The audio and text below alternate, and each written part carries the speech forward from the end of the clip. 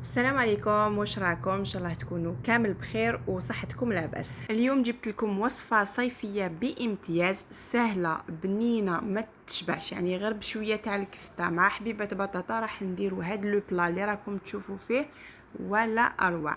يعني هاد الوصفه تاع اليوم تقدروا تسموها دولمه صيفيه، كيما تقدروا تسموها دولمه الكوكياج، وانا نفضل هاد الاسم باسكو الشكل تاعها يشبه بزاف لا كوكياج كيما راكم تشوفوا. وانتم خلوا لي في التعليقات اما اسم يعني يجي على هاد الوصفه. قعدوا معايا حتى الاخير راح نشوفوا طريقه تحضير البلا تاع نهار اليوم، وما تنساوش تخلوا لي جام وبارطاج لا فيديو. بسم الله. اول حاجه عندي حبيبات بطاطا، لازم يكونوا من هذا الشكل، يعني ياخذوا الحبات اللي يجوا شغل مدورين، ويجي يعني كيما نقولوا القطر تاعهم تقريبا متساوي، يعني في كامل الحبه هكذا باش يجونا الحبيبات تاع الدولمه تاعنا كامل متقربين. نقطع هكذا القطعه الاولى نحطها بجيه، ومن بعد نجيب البطاطا تاعي وشوفوا يعني دورت هنايا الحبه تاع البطاطا باش تبان لكم يعني طريقه التقطاع. هنا تقدروا ديروا الطريقه الاولى واللي هي هكذايا، يعني نقطع الدائره حوالي 1 سنتيمتر ولا 1 ونص.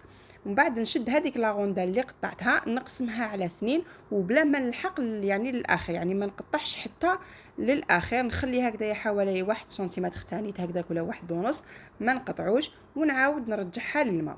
اما الطريقه الثانيه واللي نفضلها يعني تجي اسهل، نقطع هكذا شويه البدايه هذيك تاع الحبه تاع البطاطا، ومن بعد على نصف سنتيمتر نقطع هكا وما نلحقش للاخر، ومن بعد نصف سنتيمتر الاخر الثاني، يعني كي ندير الشق الثاني كما راكم تشوفوا نقطع للاخر، وهكذا نتحصل على نفس الشكل اللي تحصلنا عليه في الطريقه الاولى، ويعني بسهوله يعني اسرع، هذه طريقه عمليه اسرع. شوفوا هكذا مع الاول ما نلحقش للاخر، ومن بعد نلحق للاخر ونقطعها. ها شوفوني كيفاش راني ندير، عمليه سهله بالبزاف، وتمتم تكملوا الكميه تاعكم. يعني مع الاول تبان لكم بلي هاد الدولمه شويه صعيبه ولا فيها لي ديتاي بزاف، ولكن هي سهله بالبزاف وتمتم تكملوها.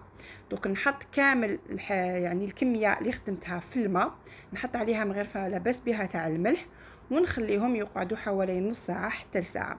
علاش درنا هاد الملح؟ هاد الملح راح يخلي البطاطا تاعنا تولي شويه طريه، ونقدروا نتعاملوا معها بلا ما نكسروها. يعني تقدروا تستعملوا كي تكون عندكم بطاطا هذيك اللي تجي شويه يعني طريه شويه كيما نقولوا قديمه، يعني ماشي جديده، ما تقدروا بلا ما تستعملوا هذه العمليه راح تنجح معكم بطريقه يعني بسهوله. ولكن كي تكون البطاطا جديده تكون تتشقق وراح يصعب عليكم تتعاملوا معها، لازم ديروا هذه العمليه احسن. نحطهم بجهه كما قلنا، ومن جهه اخرى هنا عندي حبه تاع بصل هكذايا. هنا هذا راكم تشوفوا هذا البصل تاع الشتاء، باسكو هاد لا فيديو شويه قديمه، عندي مده ملي درتها وما بارطاجيتهاش معكم، ما كانش عندي الوقت، كنت مشغوله اليامات اللي فاتوا. واليوم يعني كنت نقلب في التليفون تاعي لقيت هاد لا فيديو قلت نبارطاجيها معكم، اون اتوندون نعاود نروبروني يعني لي فيديو ديالي.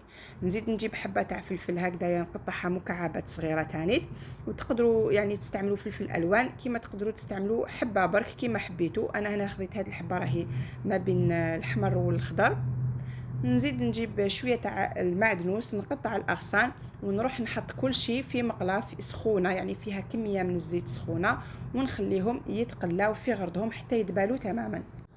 في هذا الوقت انا كنت حطيت كميه من الماء تسخن، نجيب حبيبات تاع طوماطيش هكذايا ندير فيهم الشقوق بهذه الطريقه، ونحطهم في الماء اللي يكون يغلي حوالي 2 دقائق فقط، ونحيهم مباشره، نحطهم في ماء يكون بارد هكذا باش يسهل عليا عمليه التقشير. هذه العمليه كامل تعرفوها، ولكن حبيت نعاودها معاكم هكا باش نذكركم بالطريقه باش تقشروها بسهوله. نحطهم ديريكتومون في ماء بارد ونروح نقشرهم بسهوله، يعني شوفوا كيفاش تتقشر تمتم.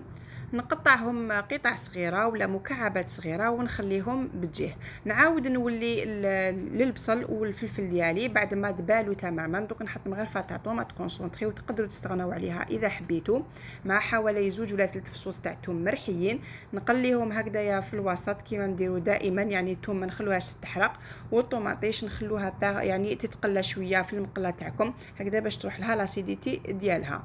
نضيف توابل اللي هما ملح فلفل اسود والعكري وفقط، يعني في تشكاتشك ما نستعملوش بزاف لي زيبيس هكذا باش ما تجيناش فيها طعم ماشي بنين. دوك نحط هذيك الطوماطيش اللي كنت قطعتها، نغطي عليها ونخليها تتجمر، وتدبل يعني هذيك الطوماطيش تماما حتى نتحصلوا على تقريبا يعني كما نقولوا تشكتوكه. دوك هنا راني ضفت فيها وريقه تاع الرند ونخليها تكمل الطياب تاعها كما قلت لكم. من جهه اخرى نروحوا نوجدوا الكفته تاعنا. هنا عندي كميه من الكفته، انا هنا رحيتها في الدار سي بورصه اللي راهي تبان هكذايا يعني مرحيه مليح. نضيف معها حوالي مغرفه معدنوس يكون مقطع رقيق، يعني الوريقه تاع المعدنوس اللي خليناهم مقبل. نضيف حوالي مغرفه صغيره تاع لا مارغرين ولا شويه تاع الزيت، فص تاع الثوم يكون مرحي، شويه تاع الملح، شويه فلفل اسود، ونعجن كامل هذه المقادير مع بعض. لهنايا تقدروا تضيفوا كميه من لا شابلور يعني حوالي مغرفه ولا زوج مغارف هكذاك باش تجيكم الكفته تاعكم طريه وما تجيش قاسيه. ولكن انايا هنا ما كانتش واجده عندي لا شابلور، اون بليس راني درت هنا لا مارغرين يعني راح تخلي لي الكفته تاعي تكون طريه. هنا نجيب هذيك البطاطا تاعي بعد ما كنت قطرتها من الماء ونبدا نعمر هكذايا في الوسط بهذه الطريقه. ناخذ كميه من اللحم المفروم تاعي ولا من الكفته ونحطها هكذايا ونسوي لها الشكل باش تجيني شغل كوكياج مفتوحه، ونحاول نضغط عليها باش يعني يتلاصقوا هذوك الطبقات فيما بعضهم، ونسوي لها الشكل تاعها باش يبقى الشكل تاعها شباب وتعطينا منظر شباب كي نحطوها في الامور، يعني ما نخلوهاش مزربعه من برا. هنا بعد ما كملت يعني كامل الكميه تاع البطاطا اللي عندي، كل وحده دير الكميه اللي حبتها.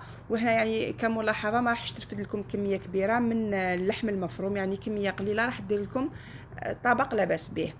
هنا نجيب اللومول تاعي اللي يمشي للفرن ونحط فيه من الاول الصلصه اللي كنا وجدناها ولا هذيك التكتوكه اللي حضرناها، يعني هذا الطبق متميز بها في التكتوكه اللي راح تعطي له بنه بزاف مميزه وشابه. هنا نبدا نستف دوكا في لي كوكياج دياولي كيما راكم تشوفوا. مع الاول نحط هذوك يعني القطع تاع البطاطا اللي كنا نحوهم من زوائد من الحبيبات كيما قطعنا، نحطوهم هكذا باش يجوني يعني الحبات تاع لي كوكياج واقفين ما يجوش مايلين، شغل نكاليو بيهم باش يجينا شكل شباب. ونكمل نستفهم هكذايا كامل يعني وحده قدام خوتها. هنا كملاحظه واش حبيت نقول لكم، انا هذه الطريقه كنت نديرها من زمان يعني من مده وانا نستعملها في الطريقه تاعها في الظلمه، ولكن بطريقه واحده اخرى. يعني احنا نعطي لكم فكره واحده اخرى كيفاش ديروها في الظلمه. تقدروا تستعملوا نفس الطريقه اللي درناها ومن بعد تشدوا هاد البطاطا تاعكم تجوزوها في زيت تكون سخونه، تقليوها يعني تاخذ برك لون اصفر وتنحوها، ومن بعد تكملوا لها الطياب ديالها في المرق يعني في طنجره كيما نديروا مرق تاع الظلمه باللحم والحميصه ولا بالدجاج والحميصه كيما تحبوا، راح تجي ثاني بزاف شابه. هنا بعد ما كملت استفت كامل البطاطا ديالي زدت شويه تاع الماء حوالي 4 كاس برك باسكو حبيت يعني الظلمه تاعي تبقى فيها المرق، ما حبيتهاش تجي ناشفه. واذا حبيتوها ناشفه تقدروا تستغناو عن هذه الكميه تاع الماء اللي درتها. جبت بابي كويسون شمختو بيا في الماء بعد عصرته ونغطي به البطاطا هكذايا باش البطاطا تاعنا تاخذ وقتها في الطياب وما تجيناش ناشفه، تبقى يعني كيما نقولوا طريه وفيها هذاك المرق. ندخلوها في فور يكون مشعل من قبل، شعل غير من تحت حتى يجوزوا حوالي 35 دقيقه ولا 40 دقيقه. نحو البابي كويسون نخلوها تاخذ تحميره شويه برك خفيفه هكذا، يعني تحميره شابه ما لازمش تتحرق. نحوها من الفوق ونرشوا عليها كميه من المعدنوس ونكونوا تحصلنا على هذه الظلمه البنينه اللي نتمنى تجربوها باسكو صح بزاف بنينه وما تتشبعش. وما بقى لي غير نقول لكم تهلاو في روحكم، تهلاو في صحتكم، وسلام.